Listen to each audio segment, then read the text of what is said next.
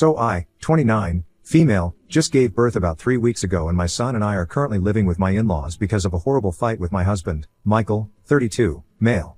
Michael said that he wanted me to get a paternity test 2 weeks after our son was born because he suspected that the child was his brother's. For context, his brother Brian, 29, and I went to college together. Brian and I have been great friends ever since the first day of college, and incidentally, it was through Brian that I met my husband, so I can't understand why he's so insecure all of a sudden. My parents live in Iowa and we went to college in Buffalo. Brian lived nearby and he once invited me home because I had been feeling very homesick in my first year. That's how I met Michael for the first time. Michael and I exchanged numbers, but we didn't start talking until after I graduated college. We became friends and after that, we started dating after being in a relationship for almost 4 years. We got married 3 years back. And so far, everything has been perfect. We were great together and Brian and I were still really close as friends. The three of us often hung out together in a group and Michael had never had a problem with it. It was only after I entered the 8th month of my pregnancy that Michael started acting weird around us. He started distancing himself from me and spending more time at work. I chalked it up to him being nervous about the baby and tried to fix the situation by trying to tell him that he would be a great father and that he had nothing to be nervous about. However, even that didn't seem to help, so I decided to focus on my health until the baby was born. I believed that after our baby was born, he would start acting normal again, but that didn't happen. He refused to spend any time with our son and always made up some excuse not to be around us. He would spend most of his day at work and when he came back, he would tell me that he was too tired to be with the baby. I tried to put up with it, but when his behavior didn't change even after 2 weeks, I decided to confront him about it. One day, when he came back home from work, I sat him down and told him that I needed to talk to him about his strange behavior. He tried to convince me that he was just tired from work and stuff and that this had nothing to do with me or the baby, but I didn't buy it. I voiced my concerns and told him that if he didn't speak up and tell me what his problem was, then I wouldn't be able to stay with him anymore. Because it was really hurting me to have him ignore us like this. So then he finally told me that he didn't believe that the baby was his and he suspected that I'd been having an affair with Brian and the child was actually his, so now he wanted me to get a paternity test for our son. He had no reason to accuse me of something so serious because I had never treated Brian as anything more than a good friend, so it felt like a slap on the face when he said that he wanted a paternity test. I started screaming at him almost immediately because I had already been feeling emotionally unstable, thanks to all the post-pregnancy hormones, and that combined with his strange behavior around us had pushed me to the edge. His accusing me of having an affair with his brother was the last thing that I needed.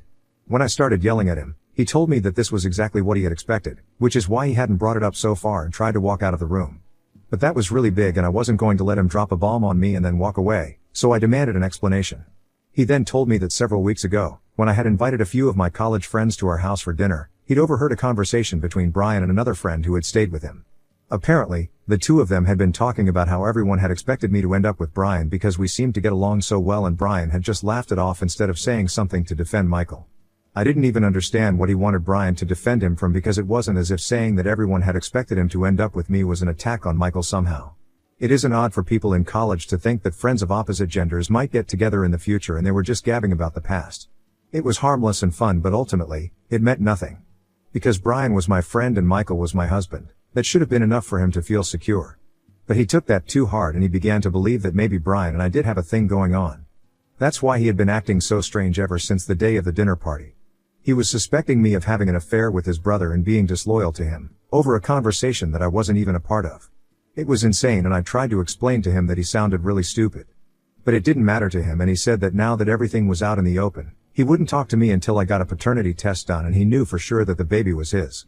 Under normal circumstances, I never would have had an issue with a paternity test, but this just seemed ridiculously stupid. I couldn't believe that he was accusing me of cheating on him with his brother, even after being with me for so long. I was really angry and upset, so I decided to take our son and leave the house. He didn't even try to stop me as I left, but I soon realized that I had messed up because I had nowhere to go. I didn't want to go to any friend's house because then I would have to explain to them what happened and this was just very personal. I would have gone to Brian's place, but that would just reinforce what Michael already believed and I didn't think that it was appropriate under these circumstances anyway. With nobody else to turn to, I decided to go to his parents' house, since I was sure that I could count on them. They seemed to like me and they were my best bet after Brian. So the day that I left, after wandering around for a bit, I headed to my in-laws' house and they gladly took me in. When I explained to them why Michael and I had been fighting, they seemed really embarrassed and apologized to me on his behalf. But they also told me that it was really out of character for Michael to be so insecure, especially when it came to Brian. Because the two of them had always been close and never had the kind of crazy sibling rivalry that others do. And I agreed, it really was out of character for Michael to be insecure about his brother. The three of us were a tight-knit group and that's how it had always been. So this sudden change in Michael's behavior made no sense to any of us.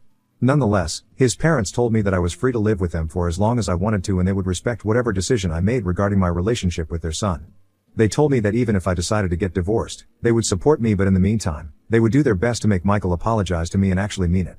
They kept trying to talk sense into him for a while, but on the third day, they informed me that they had decided to cut him off until he stopped acting like an idiot. This would be a problem for him because his parents were supposed to let him take over their family-owned textile business in a few months. His parents were retiring and he had been in the running to inherit their business. But if they cut him off, Brian would end up inheriting it, and since he had no interest in running a business, he would probably sell it off, but then Michael would get nothing out of it. But the truth was that my in-laws only wanted him to reconsider what he was asking of me and accusing me of scaring him into thinking that he was going to lose the business. They didn't really have any intention of letting the business go to Brian because they knew that he would sell it and they had worked hard to build a brand for themselves. They were obviously not going to throw it all away over my fight with Michael. They told me that they were just going to let Michael think that they were cutting him off for good and eventually, he would come around and apologize to me. Then we could sort things out between the two of us, be it by getting back together or getting divorced. Their only goal was to make him apologize to me and talk things through with me, and I appreciated that they were doing so much for me because I had nobody else to count on. I couldn't tell any of my friends, and I definitely couldn't talk to Brian about any of this because this had a lot to do with him. So Michael's parents were the only ones keeping me sane. After his parents told him that they were going to cut him off, we expected him to reach out to me immediately to sort things out, but he waited for a day before contacting me. When he called me 2 days ago, I expected him to apologize to me, but as soon as I picked up the call, he started screaming at me and accusing me of trying to manipulate his parents into giving Brian control of the business so that the two of us could benefit from it because apparently he was my lover now. I could hear his voice cracking and knew that he had been crying, which made me feel terribly guilty. He told me that he knew what I was trying to do and he couldn't believe that I was cheating him out of a business as well as his baby. He called me heartless and whatnot before I finally told him that his parents were not going to give the business to Brian. They were just trying to scare him into thinking exactly that so he would contact me and talk to me. He went silent for a while after I told him that, and then he said that I was just evil incarnate. He said that he couldn't believe that now I was even trying to turn his parents against him, just because he had valid concerns about the true paternity of the baby that he was supposed to be raising for the rest of his life. It was infuriating to hear him talk about how valid his concerns were when in reality, his only concern stemmed from a stupid conversation that he had overheard. I tried to argue with him, but he told me that instead of wasting both our time by fighting, I could just do the right thing and get a paternity test. He accused me of being manipulative to get my way and told me to keep his parents out of this. I just feel helpless and have no idea what to do anymore. Ida for not wanting to get a paternity test? Update 1. I decided not to go through with the paternity test and instead, filed for divorce. It's been one crazy week since the last update and so much has happened that I don't even know where to start. But first things first, thank you so much for all the comments and the advice. Now, coming to why I have decided to get a divorce from Michael. After that last phone call with him, I confided in his parents and told them that their plan to scare him into apologizing and sorting things out with me had backfired miserably and now things were even worse than before. I also told them how he had accused me of manipulating them, but they reassured me that they were happy to have me because I was the mother of their grandchild, and even apart from that, they had known me for the longest time and they loved me because I was a part of their family. And since I lived away from my parents for Michael's sake, it was their duty to take care of me and look out for me when I was going through a rough patch. Hearing his parents say such nice things about me made me feel less lonely and more sure of myself. So after talking to them, I decided to tell my parents and Brian about the situation because my in-laws didn't want their opinion to be the only one that I was taking into consideration, since other people might have a better idea of how to go ahead. When I told my parents about what Michael had said, they told me that they would support me regardless of what decision I made. The only reason nobody was telling me to leave Michael, despite how obviously wrong he was because of our son. I hate to say it about my son, but having a child with Michael is really complicated because I had to think about our kid's future before I made any decision. And then I had the most difficult conversation of them all when I spoke to Brian about what was going on. When I told Brian about what his brother had accused me of and asked him about the conversation that he had overheard, he started looking really uncomfortable and I realized that both of them knew more than what they were letting on. So I pushed Brian and forced him to tell me what he knew because I was sure that he was hiding something from me, and so was Michael, since people don't just start suspecting their wife over something so petty. A lot of you in the comments had also suggested that there might be something that Michael was hiding from me because it just didn't add up. That after years of being okay with my friendship with his brother, he was suddenly not fine with it out of the blue. There had to be more to the story that he wasn't letting me know, but I had been too caught up thinking about the consequences of whatever was going on at the time, as well as looking after my son, to really consider things like this. But yes, Brian told me the truth, and now I hate both brothers because I couldn't even imagine people could be capable of being this stupid and heartless. Apparently, when Michael had overheard the conversation, he had also heard what happened after Brian left. Brian had said to that friend that even he had expected that the two of us would get together after college, but life had other plans and his brother got in the way. So Michael was actually mad about that, not just because Brian laughed it off. And that made a lot more sense because Michael's version seemed a little too petty and incomplete to me. And the reason I didn't find out about it until now was because Michael had promised his brother that he wasn't going to tell me what he heard that day. Brian had been discussing this with his friend in the backyard and he hadn't seen Michael standing around, but as soon as he heard what Brian had said, Michael went up to him and confronted him about it. That friend went back into the house, but even he didn't tell me anything later on, which I can forgive because he and I are not as close as I am to the others, obviously. When Michael confronted Brian and asked him what he had meant when he said that he had expected me to get with him after college, Brian ended up confessing that he had feelings for me and had been waiting for us to graduate so he could ask me out because he knew that I had a strict no dating policy until I graduated. But I ended up getting together with Michael instead, and that had been his first heartbreak, but he dealt with it somehow and tried not to let it show because he wanted us to be happy. And I have to say, he did a pretty good job. Because for so many years I never had a clue that he had feelings for me, and neither did Michael. Brian was the one who begged Michael not to tell me about it because that would ruin our friendship and he didn't want that to happen. So Michael stayed true to his word and didn't tell me about what Brian had said that day. But Michael still had second thoughts about me and my relationship with Brian and began to suspect me. He knew that even if we did have a thing together, asking Brian would lead nowhere because he would just lie to him and get away with it. My guess is that he started getting paranoid after the day of the party, but since he had already promised Brian that he wouldn't bring it up with me, he just started distancing himself from us altogether. And over time the paranoia just got worse, which is why he started accusing me of absurd things and demanding a paternity test for no reason. I'm guessing at what happened, but I don't know what exactly was going on in Michael's mind for the past couple of weeks, ever since he found out about Brian and his feelings towards me. Regardless of what he was thinking, it was ridiculous of him and I was not going to stand for it. It made no sense to me that he would rather cover for his brother than just talk to me and clear the air with all of us. It's actually crazy and I can't think of one rational, logical explanation for any of this. Getting a divorce was the only option that I had because it had become very clear to me that there was no going back from here. I'm not talking to Brian anymore, but I'm still living with his parents, who have been kind enough to let me stay with them and even get me a lawyer because it's their kids who got me into this mess and they feel responsible for everything that's happening to me. They have been really supportive and helpful and I couldn't be more thankful that I have such great in-laws. People like this are truly rare to come by. I have filed for a divorce and soon enough Michael will be served. He and I haven't spoken since that phone call where he told me that getting a paternity test is the only way out of this. I guess he hadn't counted on me to file for divorce because I hadn't brought it up, since at the time I still believed that we could work past this. But that was stupid of me. There is no way we can work this out. He is being insane right now and I don't think that's the kind of energy that I need around me as a new mom, still struggling to adjust to life with a baby. If he would rather cover for his brother and make me the bad guy by suspecting me of cheating on him with Brian, instead of just doing the normal thing and talking about it, then I don't think he deserves to be a husband or a father. He can stick to being a good brother and a good son. I'll handle the rest since our family doesn't mean as much to him as the one he was born into. Update 2. Hi, guys. So Michael was served with the divorce papers today and he didn't see it coming. I have no clue why. He called me and asked me if I was really going to separate from him rather than just taking the easy way out and getting a paternity test done. So I told him that I knew exactly why he was upset because I had spoken to Brian and he had told me the truth. I told him that he was acting insane by covering for Brian instead of being transparent with me and telling me exactly why he was suspecting me.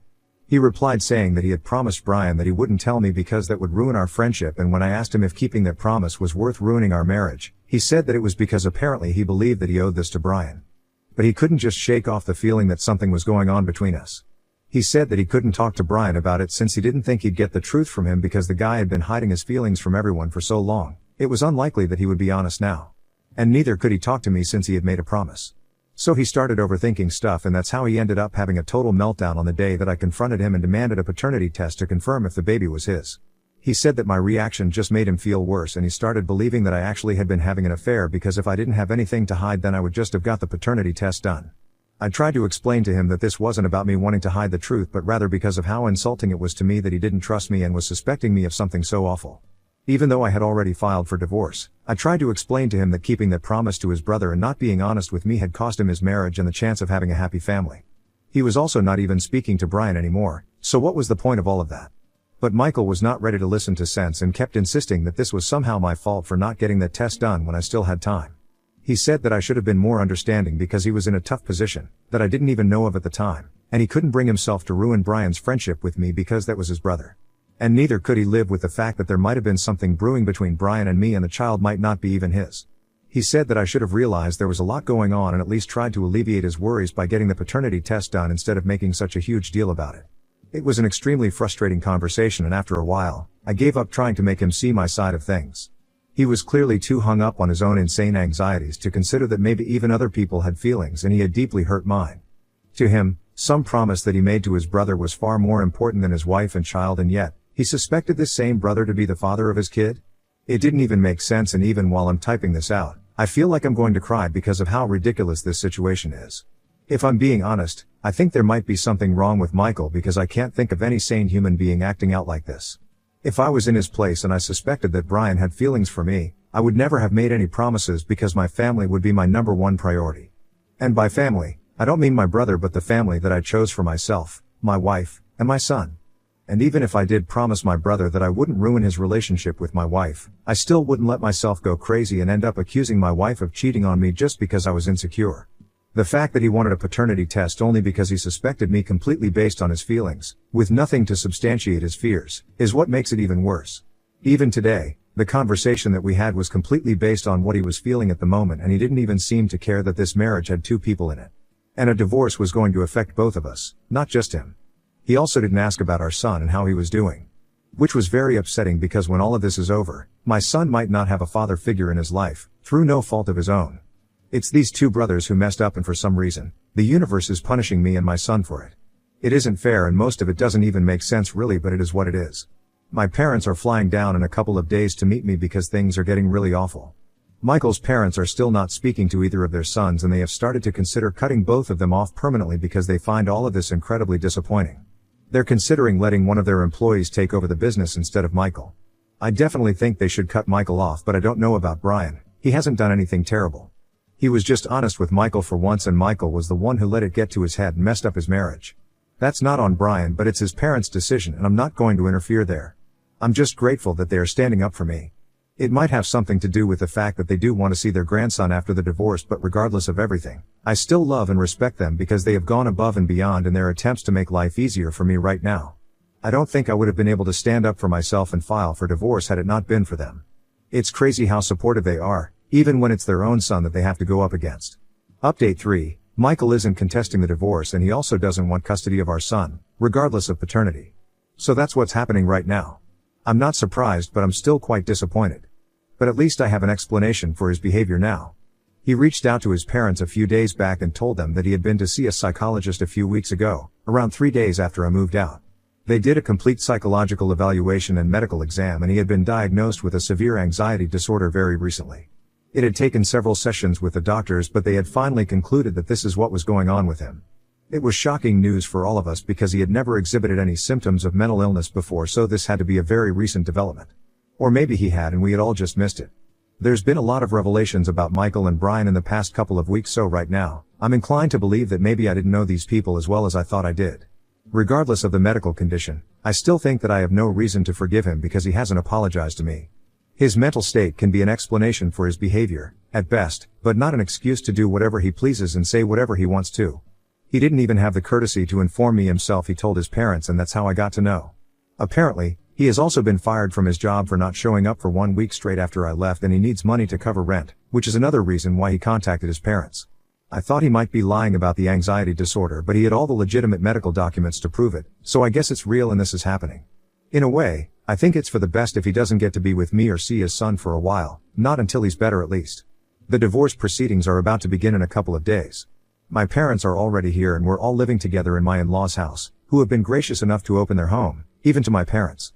I just pray that everything falls into place soon and I can regain some sense of normalcy in my life now.